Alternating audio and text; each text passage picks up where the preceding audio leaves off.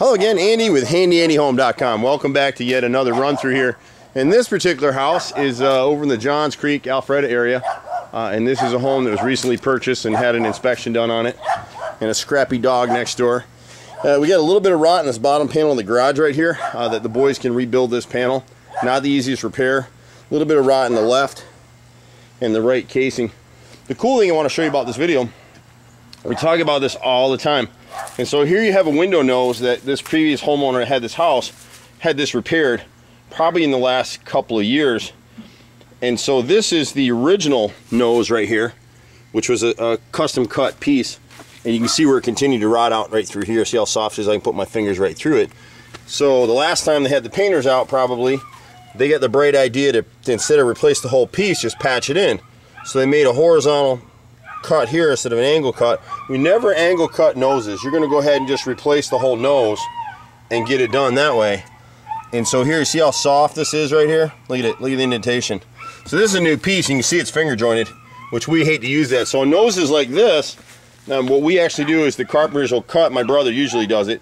He's a master carpenter. We'll cut a single piece, angled and beveled, back primed all the way around, usually out of pressure treated wood.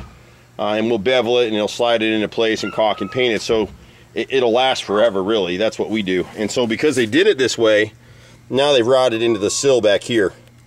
And so that's, you hate to have that because it's just extra work. So for these homeowners that just sold the house, they just wasted some money on that kind of stuff. We're not going to be able to get it in the video, but this two-story foyer window right here and the corner right here, the sash, or the frame is rotted in this right corner at the bottom, so we'll have to repair that.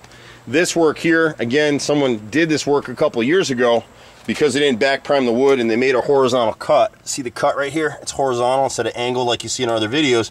It's rotted out here again, and it's rotted out here again, which is what the inspector picked up. And then in terms of siding, for a house like this, a lot of contractors come out and say, you know what, gotta replace all the siding. This is LP siding. It's basically wood chips and glue. And you can kind of get a feel for what some of it is in this area over here. So we got 3 rows right here. And you can kind of see where the inspector picked it up right here. You can see the wood chips. So this siding is made out of about 7 layers of wood chips and glue kind of compressed together. So we'll replace bottom 3 rows all the way across the right side of the garage. Back side of the house wasn't too bad. But we've got this rear dormer right here.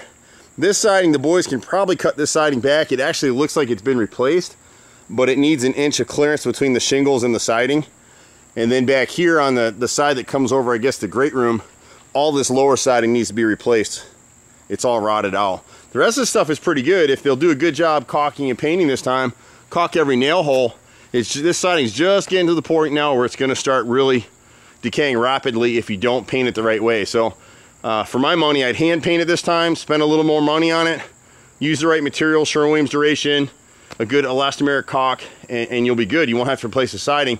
When these guys come out and spray, which is what this house has had all the years, they never get the bottom edge of the siding, and that's what causes the rot and decay. So most of this trim in this area looks good. Someone had just put a new deck up here. The chimney siding looked pretty good, but there's some siding on the left side. There's more than what the buyer thought would need to be replaced. All this siding in here, underneath this master bathroom, it all needs to be replaced, this whole face.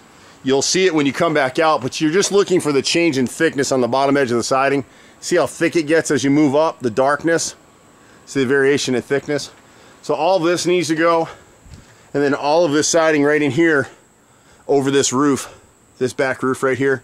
And we need kick-out siding right here. If you're at your own home and you see streaking underneath the gutter like you see here, you need kick-out flashing cut in.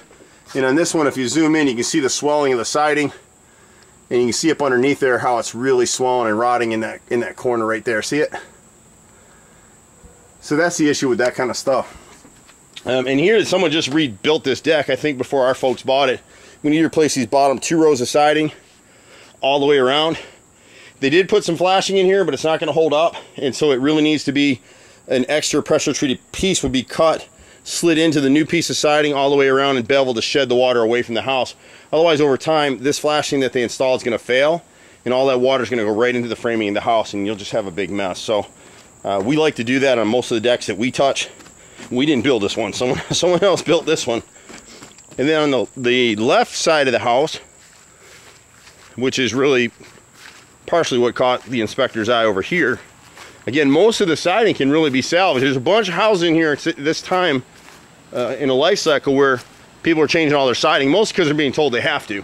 And you really don't. The green hardy plank will blend in well with this, but pretty much everything from this gas pipe up about 20 rows. See how thick it is right up in here? Up in this area up here.